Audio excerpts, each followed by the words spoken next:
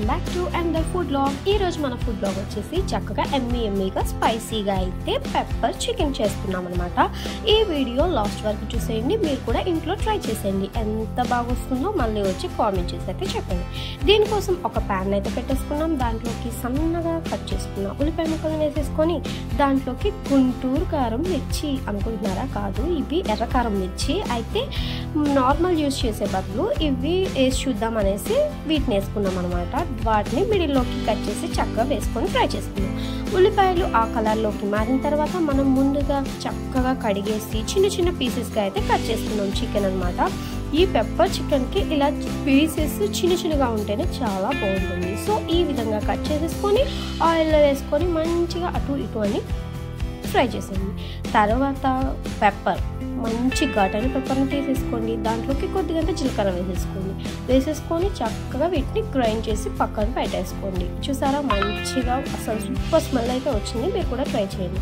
ఈలోపు chicken half cook అయిపోయింది కదా, దీంట్లోకి మనం అల్లం పేస్ట్ని యాడ్ చేసుకోవాలి. అల్లం పేస్ట్ లేకపోతే మనకు అసలు చికెన్ తిన్న స్మెల్ రాదు, అసలు ఫ్లేవర్ కూడా రాదు. సో అది వేసేసుకొని చక్కగా కలిపేసేసుకోవాలి. చూసారా, ఆయిల్ అలా పైకి వచ్చేంత వరకు కలుపుకోవాలి. ఇప్పుడు మన టంగ్కి టేస్ట్ కావాలి కాబట్టి టేస్ట్ కోసం ఉప్పునైతే యాడ్ చేసేసుకోండి. అలా యాడ్ చేసుకొని మరొకసారి కలిపేయండి. స్పైసీ కోసం కొద్దిగా కారాన్ని యాడ్ చేసుకొని, మీకు పెప్పర్ వేస్తాం కాబట్టి సో కారాన్ని తగ్గించుకుంటేనే బెటర్. అది కూడా వేసుకొని కొద్దిగా పసుపు వేసేసుకొని మంచిగా ఫ్రై చేసేసుకోవాలి. ఆల్మోస్ట్ చికెన్ కుక్ అయిపోయింది. ఈ కారం ఇవి పచ్చివాసన పోయేంత వరకు కుక్ చేసేసుకోవాలన్నమాట.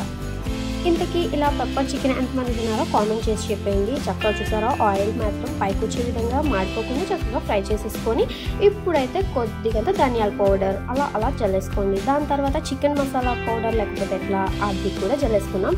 ఇప్పుడు మనం స్పెషల్గా చేసుకున్న పెప్పర్ అన్నమాట దాంట్లోకి చక్కగా వేసేసుకోవాలి. మొత్తం మనం పట్టినంతా చక్కగా వట్టుకేసేసుకొని ఒక్కసారి ముక్కలు ఇటు ఇటు అనేసి మంచిగా ఒక 2 minutes వరకు కుక్ చేయండి. అంతే అండి, ఆ మసాలాలు వాటికి పట్టి అసలు వావ్ సూపర్ టేస్ట్ అనమాట. దీనిపైన కొద్దిగా కొత్తిమీర సూపర్ ఉంటుంది కదా, సో అది కూడా యాడ్ చేసేసుకొని మంచిగా చూసారా ఎంత బాగుందో కలర్ఫుల్గా. ఈసారి చికెన్ చేస్తే ఖచ్చితంగా ఈ విధంగా అయితే ట్రై చేసి మీ ఇంట్లో వాళ్ళు పెట్టేయండి. వావ్, చూస్తేనే అసలు నోరు ఊరిపోతుంది. అంత ఎమ్మి టేస్టీగా ఉంది.